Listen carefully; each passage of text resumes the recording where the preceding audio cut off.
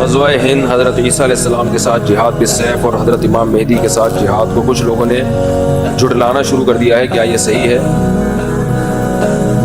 حضرت عیسیٰ علیہ السلام کے ساتھ مل کے جہاد ہوگا، حضرت مہدی کی قیادت میں جہاد ہوگا، یہ تو بخاری مسلم کی صحیح احادیث سے ثابت ہے اور امت کا اجماعی عقیدہ ہے، اس کا انکار کرنا یہ گمراہی ہے۔ باقی دیکھو نبی صلی اللہ علیہ وسلم نے جتنی بھی مستقبل کی پیش گوئیاں کی ہیں ان میں کچھ تو پوری ہو چکی ہے۔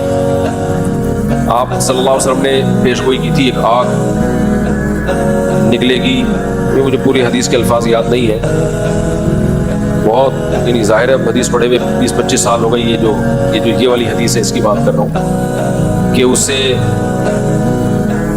اونٹوں کی گردنیں روشن ہو جائیں گی۔ تو علامہ نووی رحمہ اللہ نے لکھا ہے کہ یہ آگ لگ چکی ہے دنیا میں، بہت بڑی آگ لگی تھی عرب میں، تو یہ نبی صلی اللہ علیہ وسلم کی پیشگوئی پوری ہو چکی ہے آج سے کئی سال پہلے، کئی سو سال پہلے۔ تو ایسے ہی نبی صلی اللہ علیہ وسلم کی جتنی بھی پیشگوئیاں ہیں کچھ پوری ہو چکی ہیں، کچھ پوری ہوں گی، لیکن نبی نے جو بھی مستقبل میں ہمیں بتایا کہ ہوگا اس میں ہمارا ایمان ہے ہوگا، لیکن ہم نے جو فیصلے کرنے ہیں وہ ان پیشگوئیوں کی بیس پہ نہیں کرنے ہیں، ہم نے موجودہ حالات کو سامنے رکھ کے فیصلہ کرنا ہے کہ ہمیں کیا کرنا چاہیے اور کیا نہیں کرنا چاہیے۔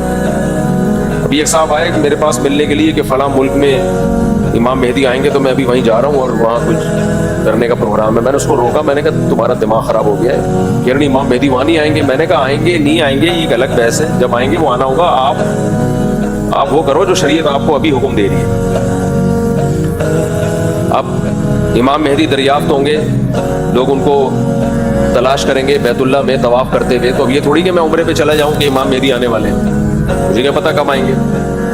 جب جو کام ہوگا وہ ہو کے رہے گا، ہم نے وہ کرنا ہے جس کی شریعت جس کا ہمیں حکم دے رہی ہے۔ دیکھو نبی صلی اللہ علیہ وسلم کی سیرت میں جہاد بھی نظر آئے گا آپ کو، دعوت بھی نظر آئے گی، برداشت بھی نظر آئے گا، انتقام لینا بھی نظر آئے گا، یہ سب چیزیں نبی صلی اللہ علیہ وسلم کی سیرت میں ہیں۔ انتقام بھی لیا آپ نے، برداشت بھی کیا آپ نے، جہاد بھی کیا آپ نے، جہاد کو ٹالا بھی ہے آپ نے، صلح حدیبیہ میں آپ نے جہاد کو ٹالا ہے، یہودیوں سے دشمنی بھی کی، ادھر توجہ کریں میری طرف، ادھر کیا دیکھیں، یہودیوں سے آپ نے دشمنی بھی کی اور یہودیوں سے معاہدے کر کے ایگریمنٹ بھی کیے جنگ بندی کے۔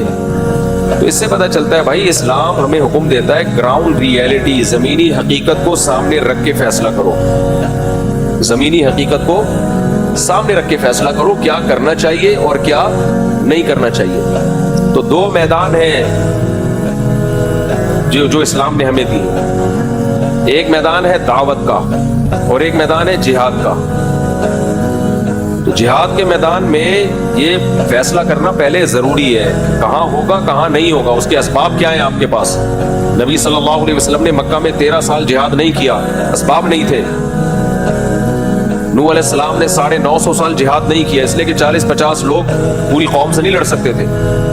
بنی اسرائیل نے حضرت موسیٰ علیہ السلام جب تک نہیں آئے فرعون کے خلاف بغاوت نہیں کی، اور موسیٰ علیہ السلام کے آنے کے بعد بھی بغاوت نہیں ہوئی ہے۔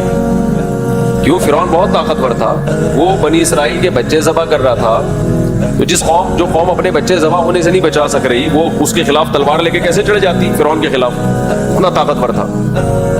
تو اللہ نے وہاں بھی اسباب اختیار کرنے کا حکم دیا، موسیٰ علیہ السلام سے فرمایا وَأَوْحَيْنَا إِلَىٰ مُوسَىٰ وَأَخِيهِ أَن تَبَوَّآ لِقَوْمِكُمَا بِمِصْرَ بُيُوتًا وَاجْعَلُوا بُيُوتَكُمْ قِبْلَةً، کہ اے موسیٰ آپ اپنی قوم سے کہہ دیں کہ اپنے گھروں میں نماز پڑھو اور اللہ کی مدد کا انتظار کرو۔ بس یہ نہیں کہا کہ جا کے جو ہے نا فرعون پہ چڑھائی کر دو، صبر صبر صبر، اور پھر ایک دن حکم آیا کہ بنی اسرائیل کو لے کے آپ مصر سے نکل جائیں۔ وہاں بھی فرعون نے پیچھا کیا ہے، تو وہاں بھی یہ حکم نہیں دیا فرعون پہ چڑھائی کر دو۔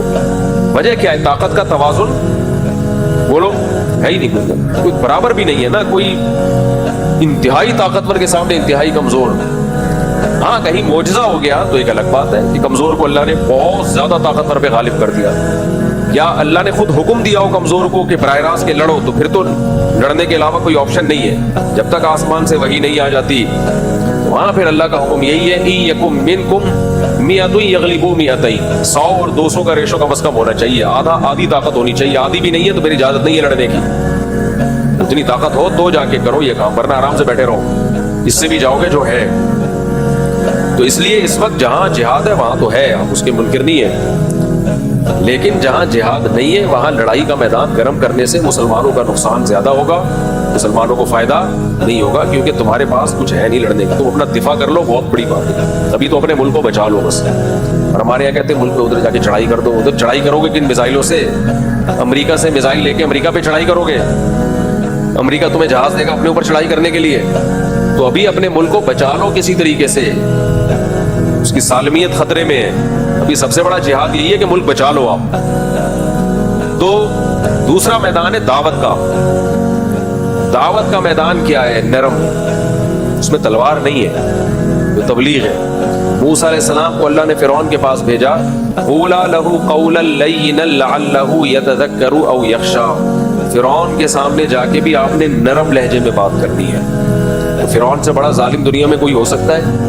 اور موسیٰ علیہ السلام سے زیادہ افضل دنیا میں کوئی ہو سکتا ہے؟ اتنے جلیل القدر پیغمبر کو کہا جا رہا ہے کہ ایسے ظالم کے سامنے بات کیسے کرنی ہے؟ بولو نرم۔ تو آج ہماری دعوت میں نرمی ختم ہو گئی، دعوت میں نرمی ختم۔ جو جہاد کی جو میدان میں کرنے کی چیزیں تھیں وہ دعوت کے میدان میں ہو رہی ہیں، اس کو وہ بھی کافر ہے، وہ بے پردہ عورتیں، اب بے پردہ عورتوں میں بیان ہو رہا ہے تو یہ تھوڑی بیان ہوگا کہ تم سب جہنم میں جاؤ گے، سے وہ پردہ تھوڑی کر لیں گی، وہاں تو ادعو الی سبیل ربک بالحکمۃ والموعظۃ الحسنہ، اس کو تو حکمت سے دین کی دعوت دینی ہے، ان کو تو قریب کرنا ہے دین کی دعوت کے لیے۔ تو یہ بہت بڑا مسئلہ ہے۔ اب گھر میں جو شخص دیندار بن جاتا ہے وہ بدتمیز بہت ہو جاتا ہے، گھر میں جو بھائی نمازی پرہیزگار ہوگا وہ کیا ہوگا؟ بدتمیز۔ تو ماں باپ کہتے ہیں باقی سارے نارمل ہے، یہ کچھ عجیب سی چیز آ گئی ہے مارکیٹ میں۔ اس لیے ہمارے حضرت فرمایا کرتے تھے کہ گھر میں جو دیندار بنتا ہے نا، نماز پڑھتا ہے، اس کو اپنے اخلاق بہت زیادہ اچھے کرنے پڑیں گے، بہت زیادہ اپنے اخلاق کو پہ محنت کرنی پڑے گی اس کو۔ تو دیندار لوگوں کو چاہیے بہت زیادہ احتیاط کرتے ہیں وہ، اس سے اللہ ان کے درجات بلند کرے گا۔ بات بہت لمبی ہو گئی، تو خلاصہ کلام کا یہ نکلا کہ بھائی جب امام مہدی آئیں گے جہاد ہوگا، عیسیٰ علیہ السلام آئیں گے جہاد ہوگا۔ ابھی آپ جو زمینی حقیقت کو دیکھ کے جو کرنا ہے آپ وہ کرو۔ لوگ کہتے ہیں میں امام مہدی کا لشکر تیار کر رہا ہوں، بالکل بھی آپ کو اس کی ضرورت بولو نہیں، کائنڈلی آپ یہ کام نہ کریں۔ کہتے ہیں میں عیسیٰ علیہ السلام کے لیے ایک لشکر تیار کر، رہنے دو بس، آپ وہ لشکر کہیں اور جا کے پھٹے گا، سب کو خراب کرے گا وہ لشکر، سمجھتے ہو؟ بہت لوگ آئے ہیں، بہت تحریکیں اٹھی ہیں عیسیٰ علیہ السلام کے لیے لشکر تیار کرنے ہیں، اور پھر یہ ہمارا یہ لشکر یہاں سے اٹھے گا، ہوتے ہوتے شام میں جا کے حضرت عیسیٰ سے مل جائے گا، وہ انڈا موڑ پہ ہی ختم ہو گیا۔ تو جو ابواب الفتن ہے نا، نبی سے جو فتن کے ابواب ہیں وہ ہمیں بتانے کے لیے کہ ایسا ہوگا، بس کرنا کیا ہے؟ کرنا وہ ہے جو آج سمجھ میں آ رہا ہے۔ ایک صاحب مجھے کہنے لگے کہ میں نے کہا کہ اتنی عورتیں بیوہ اور طلاق یافتہ عورتوں کی تعداد بھی بڑھ رہی ہے، ان کا گروتھ ریشو بھی بڑھ رہا ہے، اور مردوں میں موت بھی بڑھ رہی ہے مردوں میں، تو انہوں نے کہا دیکھیں تو قیامت کے قریب تو 50 عورتیں اور ایک مرد ہوگا، تو 4 شادیاں بھی کافی نہیں ہوں گی۔ حدیث میں آتا ہے قیامت میں عورتیں اتنی زیادہ ہوں گی، 40 ایک روایت میں آتا ہے 40 عورتوں کے مقابلے میں ایک مرد ہوگا۔ اب یا تو وہ ایٹم بم سے مرد مر چکے ہوں گے یا کیا ہوگا، یہ اللہ ہی بہتر جانتا ہے، لیکن ایسا ہوگا، حدیث میں آتا ہے 40 مرد اور ایک عورت یہ ریشو ہوگا۔ تو اب میں کہوں کہ جی چونکہ قیامت میں ایسا ہوگا تو پھر تو اب ایک مرد 4 شادیاں بھی کر لے تو عورتیں پوری نہیں ہوں گی، تو کوئی فائدہ ہی نہیں ہے 4 شادی۔ ایک صاحب مجھے کہہ رہے تھے فائدہ ہی نہیں ہے، یہ تو کیا کریں ہم، تو ایک ہی کرو بس، ہم کو مرنے دو۔ اور یا کوئی مفتی آگے فتویٰ دے دے کہ قیامت کے قریب 40 عورتیں ایک مرد ہوں گے، تو اس ایک مرد کے لیے 40 عورتوں سے نکاح جائز ہے، ابھی سے ٹریننگ شروع کر دیں ہم، اس کی تیاری، حکیم لوگ دوائیں ایجاد کرنا شروع کر دیں۔ بھئی ایک مرد اور 40 عورتیں ہوں گی تو ایک مرد کو 40 عورتوں سے نکاح تو کرنا پڑے گا نا، تبھی تو عورتیں نمٹیں گی۔ تو اس لیے ہم ابھی سے تیاری شروع کر دیں، دوائیں کھانا لوگوں کو شروع کر دیں، اور فتویٰ دینا شروع کر دیں بھائی 4 سے زیادہ بھی جائز ہے۔ تو کہ یہ عقل مندی کا کام ہوگا؟ کوئی عقل مندی کا کام۔